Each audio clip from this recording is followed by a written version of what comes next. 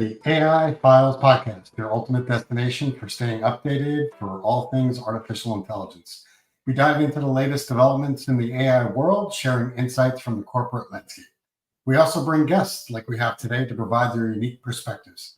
You can find our content here on the YouTube channel as well as also in Apple Podcasts. And as I said before, we're the AI Files. So if you're serious about keeping up with the fast-paced world of AI and want to integrate its advancements into your career and company, well, this is definitely the right place for you. I'm Jamie Basilico, co-host of the AI Files. As a data AI technical specialist and architect, I bring over 35 years of expertise in data-related and AI domains, having worked with many of the Fortune 500 companies throughout my career. Also, I wanted to note, as we always say, this is not an official Microsoft channel, so the views and opinions expressed by myself and the co-host are our own and do not represent the views of Microsoft. So with that, I'll toss it over to you, Shadab. Okay, greetings everyone. Thank you, Jamie. And I am the other co-host of the AI Files, Shadab Hussain, based out of New Jersey, and I'm a data and AI sales director at Microsoft. Jamie and I work together, and we love to talk about AI both in the work setting as well as the personal setting. But with that, as Jamie alluded, that we invite guests, and today we have actually guests. So I would love to actually introduce our guest for today, who's actually Harvey Castro. So Dr. Harvey Castro is actually, he's a renowned AI strategist. He's a healthcare innovator and emergency physician with an impressive career spanning over 2 decades. He's also a trusted advisor to the Singapore government on the AI in healthcare. And he's shaping national policies that leverage artificial intelligence to enhance medical services, streamline operations, and improve patient care. His insights bridge the gap between cutting edge technology and frontline healthcare needs, positioning him as a leading voice in the AI's transformative potential for medicine. Harvey and we recently actually spoke at some forums related to AI, and we thought that this would be also another great forum to actually invite him and talk about AI in healthcare. With that, let's welcome Harvey Castro. Hi, Harvey. How are you doing? Hey guys, thanks for having me. I'm glad we met and really excited about today. I was actually literally had on my calendar. I was like, I can't wait to do this. Awesome. Perfect. Thank you so much. Yeah. Thank you so much for your time today, Harvey. And we talked a little bit about yourself, but actually would love to give you the mic and let you speak and introduce yourself. You have tons of experience. This is the kind of experience that I actually want to talk about today. Over to you. So I'm really blessed in that I feel like I wear 3 hats. The number 1 hat is I'm an ER doctor for over 20 years experience. The second is an entrepreneur, and the third is AI. But to expand a little bit more, as an ER doctor with 20 years experience, I've been blessed in that I can say I have started an emergency room. I actually started 8 of them, and then I started a total of 20 here in Texas. But those 8, I was able to start my own brand, have my own billing company, have my own staffing company, my own marketing company, and then converted some of my ERs into a hospital and my own urgent care. So from the C-suite, I really understand the pain points of the healthcare system from an administrator. Having the 20 years of experience as an ER doctor, I feel really comfortable saying, okay, I know what it takes to be working at 2 a.m. in those shifts and what it is to be in the front lines. Then the last is this AI thing I call, it's been really dear to my heart. Back in 2022, I wrote the first book on how to use ChatGPT in healthcare. And because of that book, it really launched my career in the AI space. And so when we have this conversation, it'll be fun because I'll be able to talk to you from a doctor's point of view, from an administrator point of view, and then I'm geeking out on the AI. So I really have studied it as far as the data science behind it, the theory behind it. So then I'm able to bring all those things together. So I'm really stoked about this conversation. Wow. So you certainly have a lot of great background. As you said, very varied. Everything from, actually being a doctor, building ERs, and then, bringing in artificial intelligence. I kind of think of that as the hat trick. So that's an awesome background. One of the things that is near and dear to my heart is obviously medicine and the advancements that we have.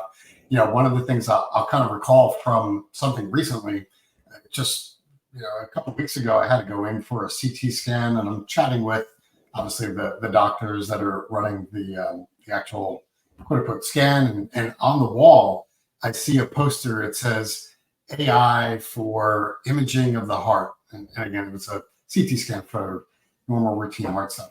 So I started, conversing with the technicians, and they're like, "Oh yeah, this will help the cardiologist in understanding some of the CT scans and give some insights on what's going in the heart." And of course, my brain's going. So I started asking them a whole bunch of different questions around how AI and how they're using it. So, with that in mind, love to get your perspective on how do you envision where artificial intelligence is either transforming like patient care, the things that I see as a patient, as well as the operational efficiency in the healthcare setting. And again, to me, this question is perfect for you because you've got all of these different facets that you're able to kind of look at these different problem sets or scenarios for. So I'd love to get your thoughts on that. Yeah, so let's hit all three entities. When it comes to enhancing the patient care, I literally did a TED Talk about 2 weeks ago. And the way I started my TED Talk is explaining, let's use AI and let's help patients. This sounds ironic, but let's use AI to better communicate and increase my empathy. And so what I showed is using an AI that I could take your boring discharge paperwork, put them into an AI, and then, for example, if I had a child in front of me, then I could create AI to take those core concepts of the discharge instructions and then convert it into a coloring book. And so now think about that. I'm sitting with the child, I'm coloring through their medical diseases, and they're able to understand because I'm speaking their language. I'm speaking the coloring book language. So I can go through the inhaler and say, look, you have an asthma attack, and this is the things that may make your asthma worse. And then I can show them to Ender and all the things that they're allergic to. And they're like, oh, okay, I get it. But think about that. I mean, that's just so powerful. And so then you're going to say, well, what about the older kids? Well, the older kids, I'm literally converting those discharge instructions into comic strips. And so then I literally hand them a comic strip and they're like, man, this is cool. And then for the older docs, at times I would work by an international airport, and literally anyone that was sick in the world would come to DFW and would come to my hospital because I was the closest hospital to the airport. So we literally would get people from all over the world. And so then again, on the patient care side, now I'm speaking literally their language. And so I can use AI to help me speak Spanish, English, whatever, over 56 languages.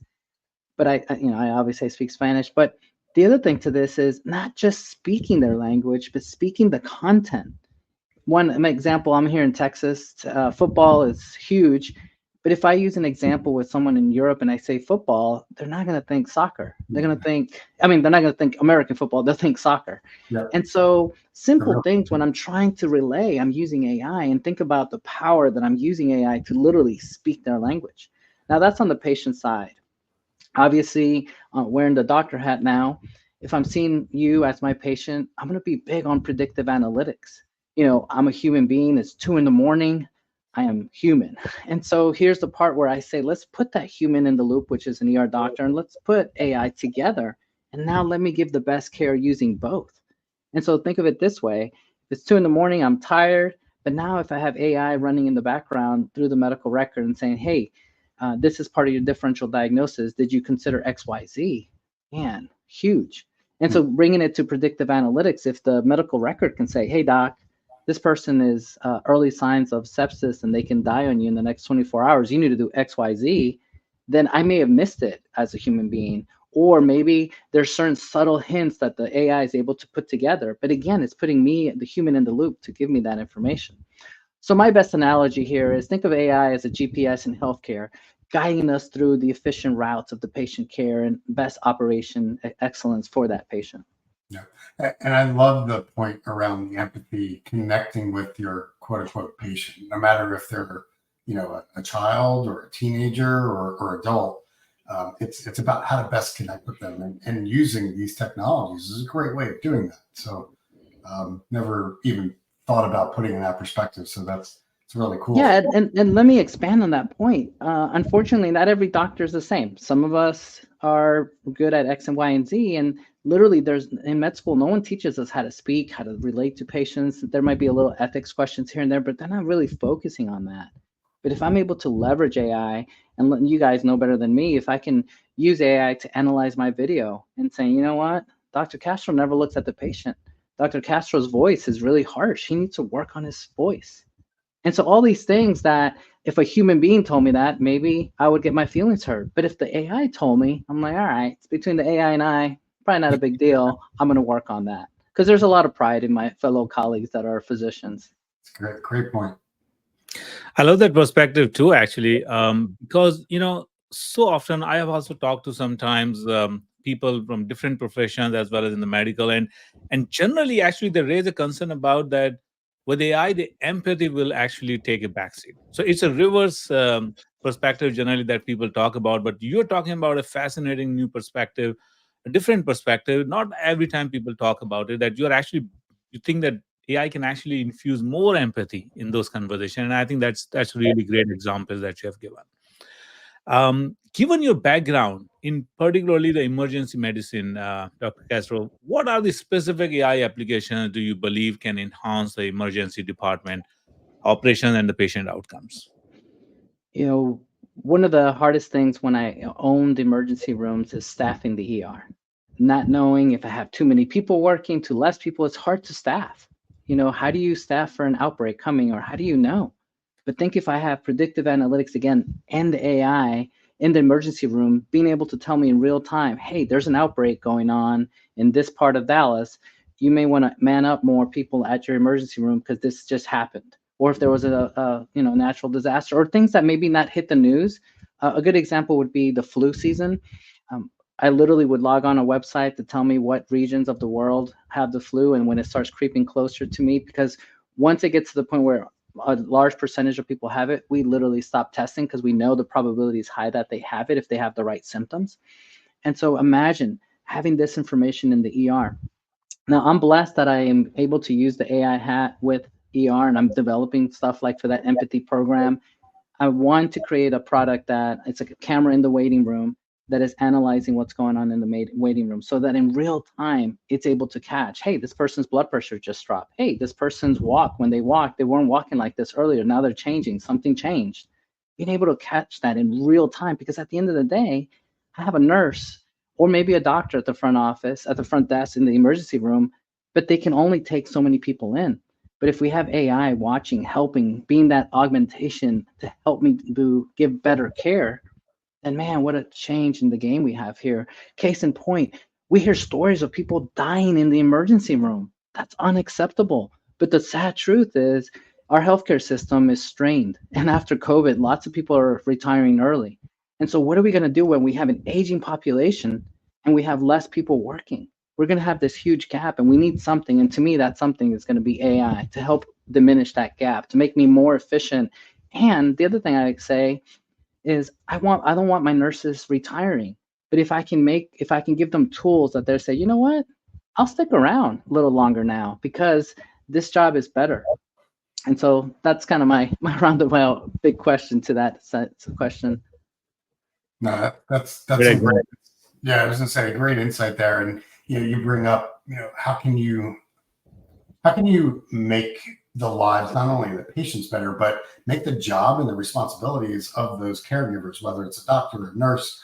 I never even thought about it that way. Like I call it the mass exodus from COVID, and it's in every different industry. Like there's certainly a lot of people that retire, but if we're able to use AI and use it for good and make the responsibilities, the jobs, the things that they're supposed to do a little bit easier, and or where they can kind of focus elsewhere, I think that's a great thing.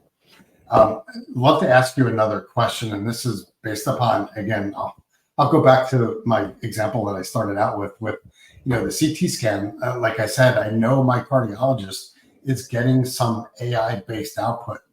So, like in your view, like where's that balance between what AI can deliver and the insights that it can give a doctor in terms of clinical judgments versus, what is the doctor going to do in terms of their analysis on their own? Like, how do you effectively balance AI-based insights and results versus, the years of study and just patient after patient that you've actually seen? Like, where is that balance, and how do you determine, am I using AI solely? Hopefully not, at least not get versus just your own, experience and exposure. And I love this question, and I get this question often, and my answer is this. AI is not here to replace me as a doctor. It's going to be here to augment me. And I know some doctors hate that word augmentation. I really think it's going to help me be a better doctor. When it comes to that balance, how do I keep the human in the loop? And how do I make sure that I'm not biased to the point where I solely think AI is the gold standard? I'm biased when I say this statement. I truly think the best doctors are the ones that have some clinical gestalt, clinical history, that they have that experience to say, no, this AI is wrong, versus the younger doctors that may not have those years of clinical gestalt experience that made that art of medicine the art of medicine. And so I truly think that in the future, I'm going out there teaching my doctors, especially the residents, the medical students, how to look at these tools to make sure that they are interpreting the AI correctly. Because as we know, you guys know better than me, this thing hallucinates, it makes mistakes, it does this data drift. I mean, there's so many things that happen that if we're not aware, then the doctor or the healthcare professional is going to go down. And my biggest worry is having a doctor that solely trusts us to the point where we're going to start seeing errors. And I'm very worried. And then the other part to this is I'm worried about AI is not created equal. If you and I create a database here in the United States and we're using it for our patients, it's going to make a mistake if I use it out, let's just say in China, because it's a different population, different problems. The studies that were there wasn't meant for that. And so I'm big on education is the answer to this question. I think what we need to do as a society is we need to educate our professionals so they understand the good, the bad, the ugly when it comes to AI. And then more specifically, I'm calling hospital systems to create a label. And then that label would be, think of it like a nutrition label. So that me as a doctor, I'm looking at today is Google Gemini or tomorrow's ChatGPT or Claude. I'm looking at that label saying, okay, this data set was trained. This is a training set that wasn't trained. Here's how it's used. Here's some of the side effects in my view. And then that way that doctor can look at that AI and say, okay, I understand why it works or doesn't work.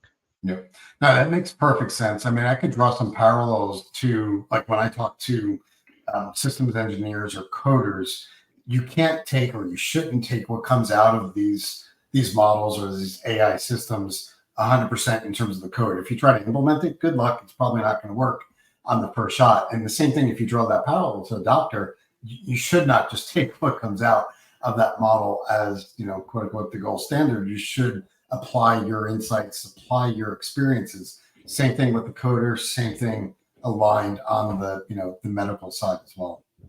Yeah. And I think there's another perspective to that as well, Harvey and Jamie, that, I think it also depends on patient, right? Or the people at the receiving end of it. Because if I'm comfortable, like Jamie and I, we are comfortable with AI, we understand how it works. So if I visit a provider and he or she is using the AI to augment or to make the decisions with the human in the loop, of course, I will feel more comfortable. I will feel that, okay, yes, now I have the best of the tech and the person. But somebody who doesn't use AI as much, doesn't understand how it works, kind of mistrust. So I think it depends on who you are also dealing with. And sometimes the provider may also need to decide how much they reveal, how openly they use it. So I think it also can depend on the receiving end of it, that how it will be taken, Yeah. regardless of the decision or the hallucination or whatever. Right. Now, on that line, similarly, the other follow-up question will be that let's talk about the ethical consideration of that, right? So what are the ethical challenges that arise from integrating AI into healthcare? And how can the institutions address issues like data privacy or the biases, thing that you already touched upon as well?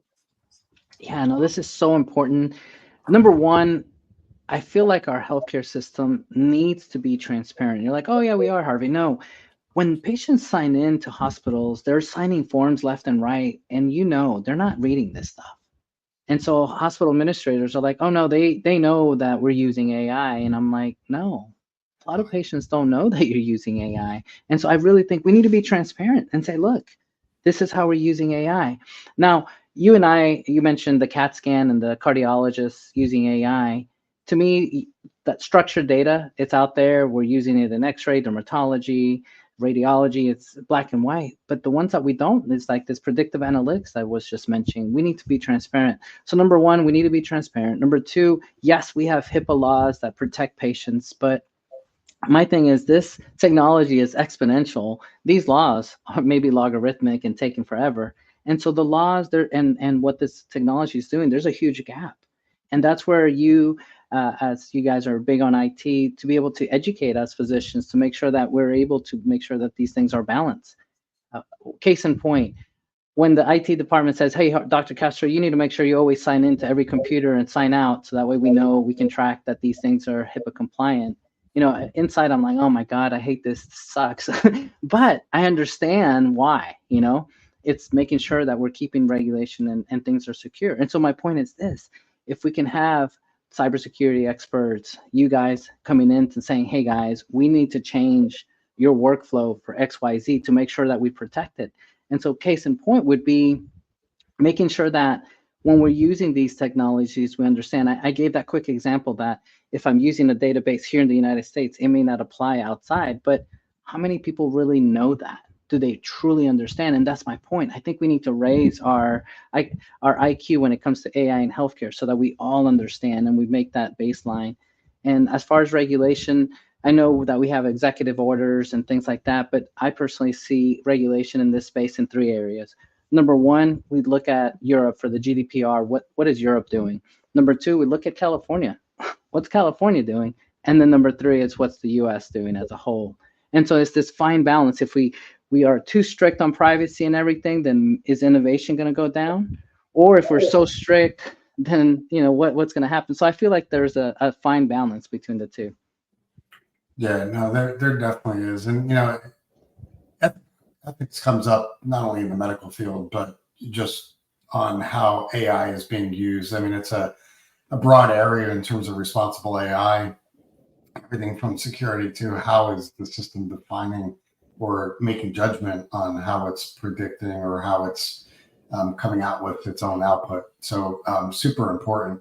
One of the things that I think I picked up on what you said before, and I'll tie this back into the ethics, you know, as far as all the training and all the schooling, obviously it's focused in on the technical, like how to understand the human body. And it sounded like there was a little bit as it relates to, you know, like dealing with empathy and the ethics that you go through some training.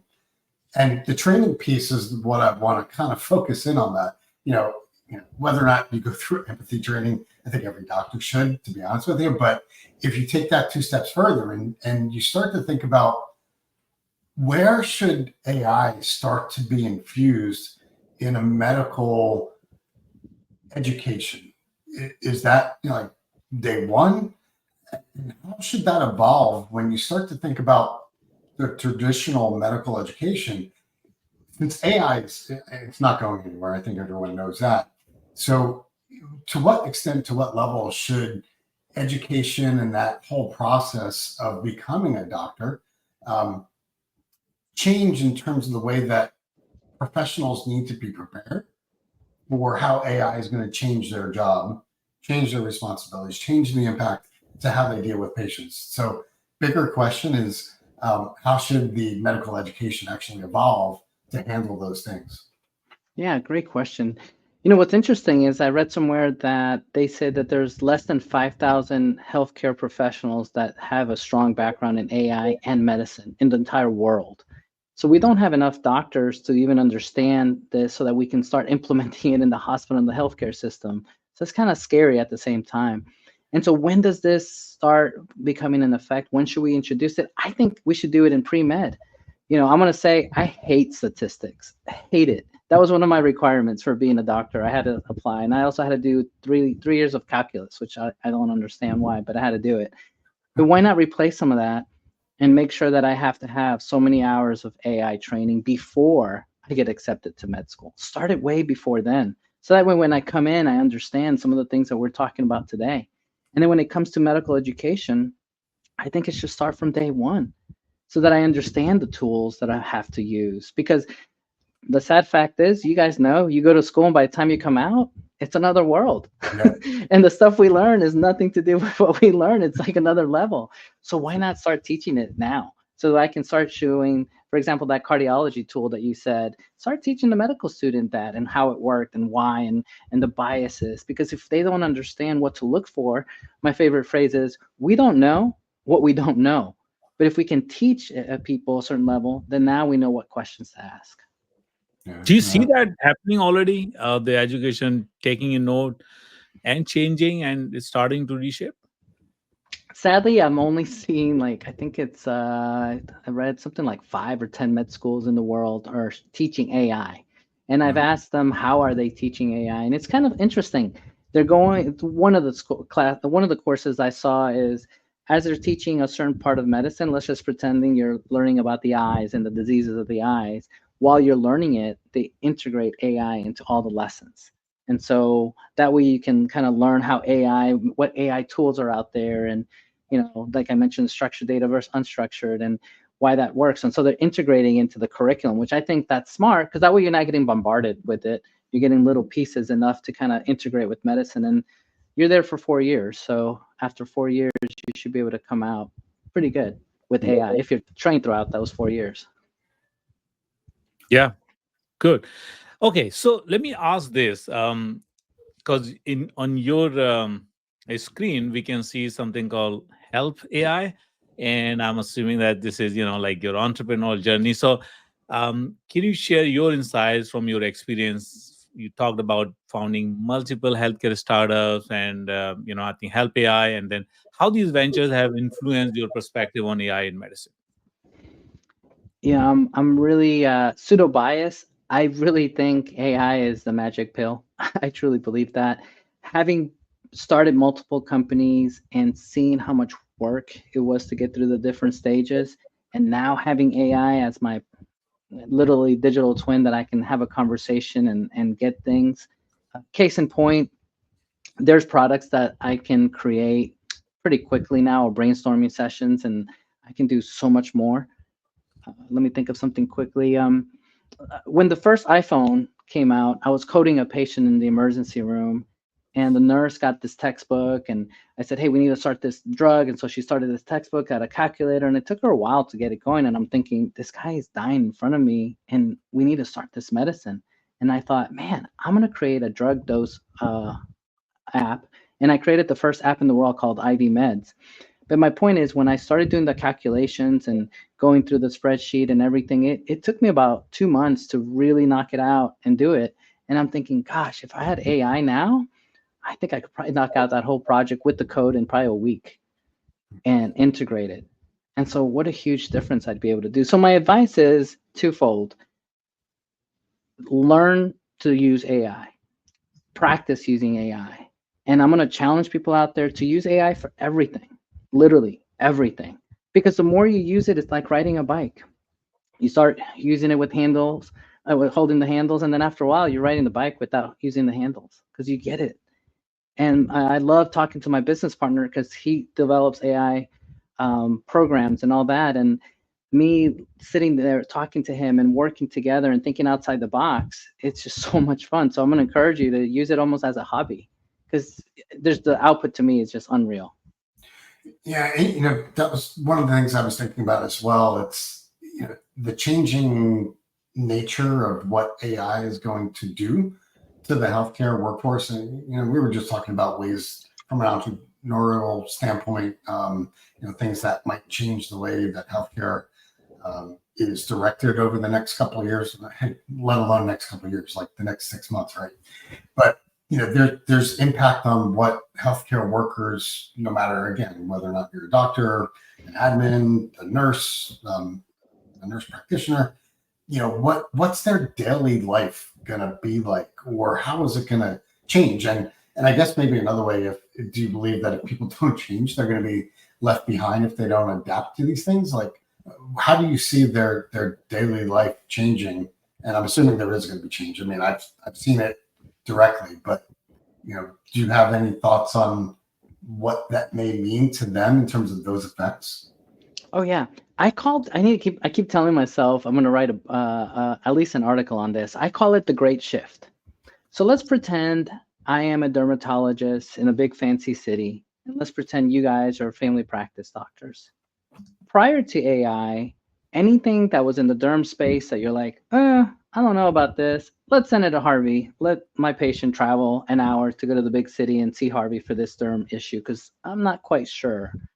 Now with AI, you guys are looking at the AI, using the AI, and then I call it the great shift because now you guys are going to start using AI to a point where now you feel a little bit more comfortable saying, okay, the AI that said it was XYZ, I can agree. You know what? I will take care of this now. And so now we call it a great shift because now you guys are going to do more things because you feel better because you're going to leverage AI. And then I get to focus on dermatology, the sick of the sick. And so that's one way that I truly see AI shifting the responsibilities from how we do medicine. The second thing we touched on at the beginning is I truly think we will start having AI helping our empathy.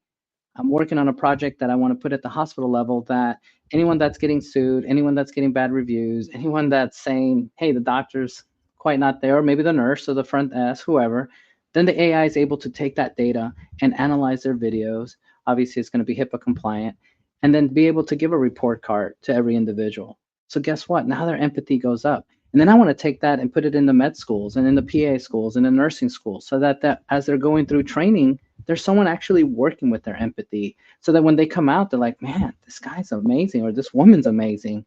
And that's one way. And again, I call it the great shift. No, that's great insight. Okay, so I think fascinating insights actually, and to be honest, a lot of them are very fresh insights and perspectives. Let me ask you about this, the whole patient engagement, right? How can AI tools be utilized to enhance the patient engagement and education? Because we have talked a lot about the provider education, the physician education, but how it can be used to enhance the patient engagement and education, particularly in managing chronic conditions? That's such a good question. You know, I'm wearing the Apple Watch. I have no stock in Apple, so I say this loosely. It's a wearable, but if this thing is reminding me that, hey, it's time for you to take your medicine, I mean, that's such an amazing, simple tool that is helping my health. If I have some chronic condition, let's pretend I have congestive heart failure, where if I have too much salt, say these are really salty, or eating too many chips, my weight's going to go up. And if that fluid gets too much in my heart, I may end up in the hospital. But guess what? If I have, I thought I had them in front of me, but if I had smart glasses on, and the smart glasses are able to keep up with what I'm eating, how much salt I'm taking in, how much water I'm taking in. And then my wearables, every time I weigh myself and I'm walking, it's able to monitor and give me feedback in real time. Guess what? Now it's saying, hey, Harvey, slow down on those chips. Hey, Harvey, not so much salt today. You've already hit your limit. Hey, Harvey, your scale is saying that you're up 2 pounds and it's probably water weight. And if you're not careful, you're going to be in the hospital. But guess what? If that database, that dashboard sends a text, let's say, or some kind of signal to the doctor, and the doctor's like, oh, wait, he's about to be in the hospital. And then that sends me a call saying, hey, that Lasix, that water pill that you take, go ahead and take 2 pills today. You need that because if you don't, you're going to end up being hospitalized. And so what's happening now? We're going from reactive medicine to proactive. Now, before you're even there, I'm already looking at that saying, based on these wearables, based on all this information, this real-time data, I'm giving you feedback to the point where I'm actually improving your health. And I truly think that's going to be what we'll be using with AI. No, that's really interesting. I love that point of view because it's how does that integrate with like my daily life, right, as a patient, and that interconnects between me as a patient and the doctor. So anyway, I'm just thinking about my own doctors in ways that I'd love to see them, bring in some of this AI-based technology, which starts me thinking. There's things that we just talked about today, like you mentioned the iPhone or the Apple Watch. But if we jump, whatever it is, 12 months ahead, 5 years ahead, 10 years ahead, like what do you see as emerging technologies that you think are going to have significant impacts? something that maybe radically is going to change the way that healthcare is looked at over the next 5 to 10 years as it relates to, AI-based technology? Is there something on the horizon? And if you're working on something new, you don't have to go into that. But, is there something that you think is out there that is going to make a radical shift? Yeah, my brain explodes with this question, and I get this question often. And honestly, I think the following. Let's use robots because I really think that is the future. Now, I love talking to you guys because you guys know all this technology. And you know that Elon Musk is saying he's going to have this in his factories next year. And so my prediction is by the year 2026, we're going to start seeing robots in the hospital. Going back to the first part of this conversation, I see the following. If I have a nurse with a bad back saying, Harvey, I'm getting too old for this, I'm out. And I say, wait, don't retire. I'm bringing the robot in. This robot's going to help you lift patients. It's going to help make sure that the patient's getting medications, making sure that all the stuff that is physically straining on you, you don't have to do. Guess what? Our workforce, again, that issue that I mentioned, that by the year 2030, we'll see a shortage of 10 million healthcare workers. But if I have robots coming in to help, man, that to me is a savior. But then why am I focusing on robots? Following reason. You guys know very well that the multimodality of these robots are unreal. Being able for your robot, pretend I'm your doctor and the robot's right here, and you walk in and the robot's like, hey, based on his gait, I can tell that right hip, something's wrong. And then I'm examining you. And as I'm examining you, the robot is already thinking this is the possible things that is going wrong. And then he sends me a text, or maybe I'm wearing some wearable glasses and it says, hey, doc, you forgot to look at the patient's ear. And that is important because they may have XY disease. Now I'm like, oh, crap. Thank you. Then I go in and I'm doing it. Then imagine I'm taking care of you. Sorry, I'm looking at the wrong camera. And all of a sudden, I need to know what your sugar is. But guess what? You have been talking to me. So your voice, those algorithms, I know if you're a pre-diabetic just with your voice, and the robot can tell me. And then the vision again is able to hear you, see if you have early depression, see if you have Parkinson's disease, just with the eyes of the robot. And so there's this whole world of just voice analytics that's going to tell me different diseases. And so I truly think that will be the future. It'll be this partner. It's not going to replace me, because at the end of the day, would you want a human or would you prefer the robot? And I think our generation will want the human and the robot, but not just the robot. Now, I jokingly say now, ask little kids that question. Yeah, They may give a different answer, but they're not in charge right now. But when they are in charge, I'll be at a nursing home or something at that time, and then I may have a robot. So that's how I see it. I'll say that I'm certainly gonna expect a lot more from my next doctor visit onwards.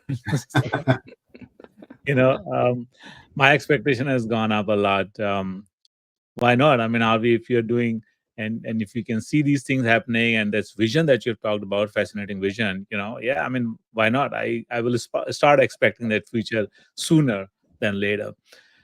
I would say, what would be your advice for aspiring healthcare innovators? The people like healthcare professionals or entrepreneurs, and they're looking to integrate AI into their practices or develop AI-driven healthcare solutions. And there are tons of them. This is a very, it's very buzzing ecosystem. What is your advice to those people building those solutions? I always tell entrepreneurs, go with your heart. Whatever your heart tells you that you're passionate about, you're going to kill it. You're going to do well. That would be my advice, because you're like, how does it make sense? If it's 2 a.m, you're exhausted and you're not passionate about what you're trying to do, are you going to work on it? Probably not. But if you're passionate about it, then you're going to be studying, you're going to be reading, you're going to think outside the box. You'll be like, wait a second, this is a problem and I'm passionate about it and I'm going to fix it. Case in point, that example that I gave you with the IV meds first app, I was passionate about not seeing my patient die and this taking too long, that every minute that passed, I knew this person, their probability was going less and less that they were going to survive. When I started my own emergency rooms, I hated the healthcare system. I literally wanted to create my own system. And I said, this is how I'm going to do it. And this is how I'm going to practice medicine. And this is what I'm going to create under my walls. And the only way of doing it was to own my own healthcare system. And so again, it drives the entrepreneur to see what the problem is, How am I passionate about? But here's the beauty. We have AI now.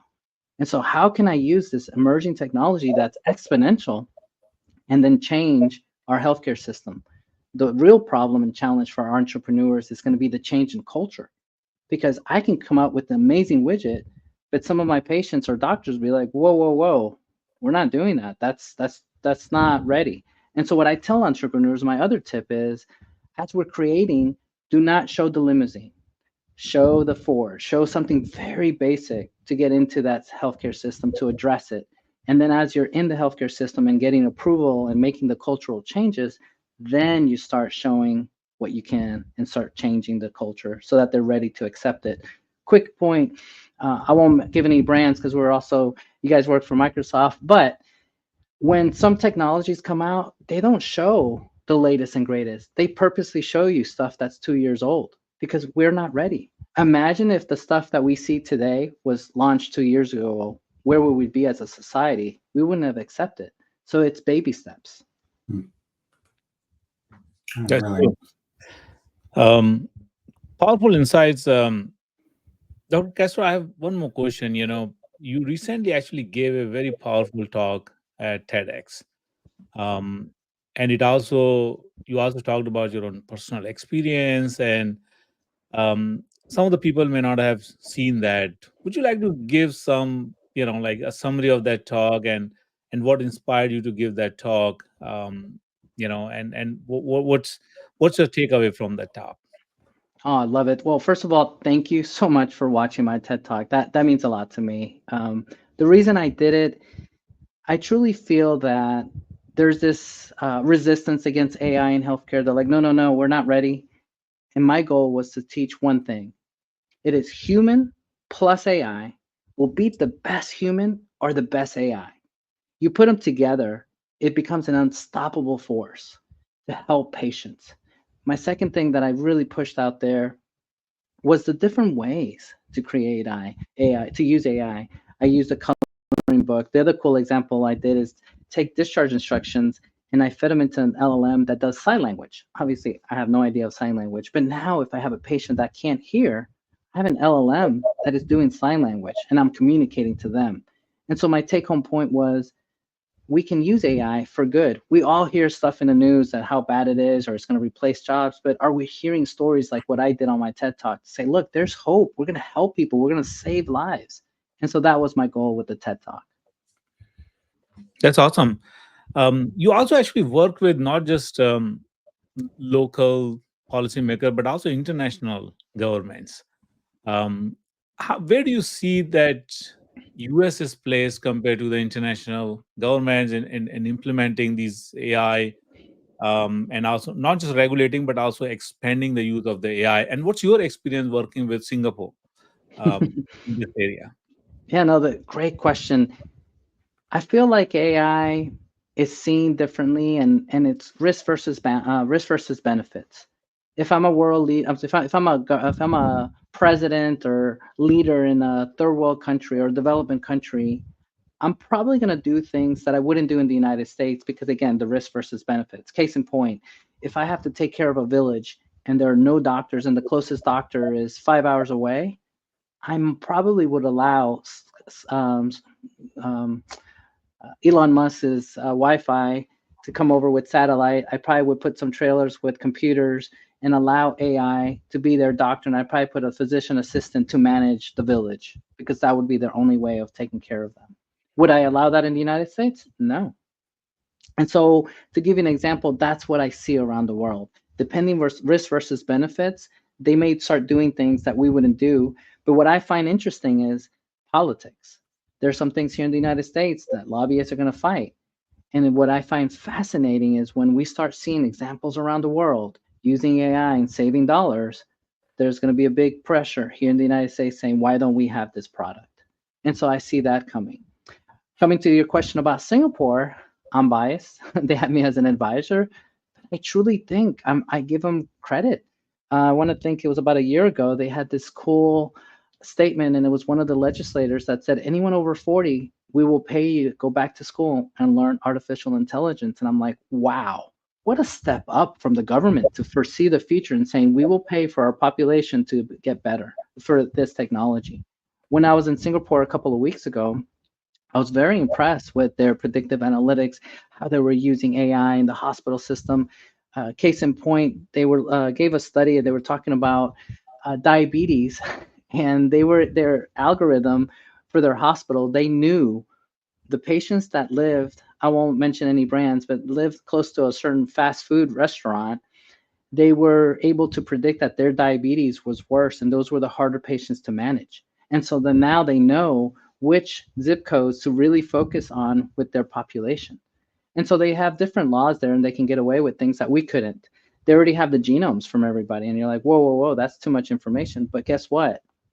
This is my positive side. If we can use their genome, if we can use their data to do, again, predictive analytics and say, you know what, this person's going to have diabetes at this age, this person's going to have Alzheimer's at this age, and now I can jump in and say, okay, these individuals, we need to start working with them earlier before they're actually diagnosed. Right. What an amazing power. Yeah, it's preventive medicine. I mean, you're jumping in way before even, those symptoms rear their ugly head.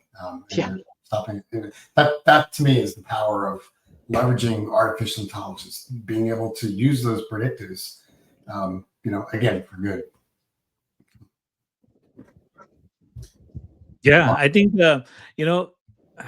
listening to you, I feel so excited that you have truly grasped the potential of AI, right? I mean, you're really looking at those sides, because a lot often we hear more on the side of being caution and but I think, yes, I mean, caution is required, of course, and particularly when we're dealing with the healthcare, but we also need to start visualizing the future and exploring the potential. And when you talk, I feel that as if you are a born data scientist, really. So that this vision is actually fascinating and refreshing to hear, actually.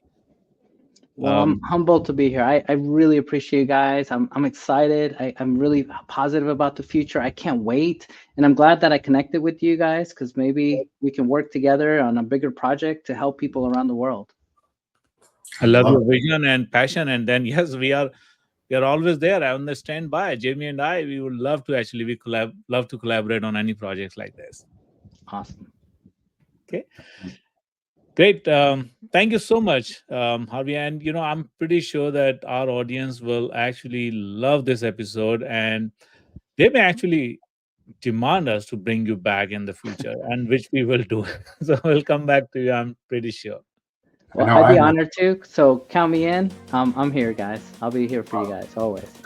Yeah. Thanks, Harvey. And I know I learned a lot today as well, and I kind of cement some of my own perceptions, at least what I'm seeing out in the field. So very insightful. Thanks again.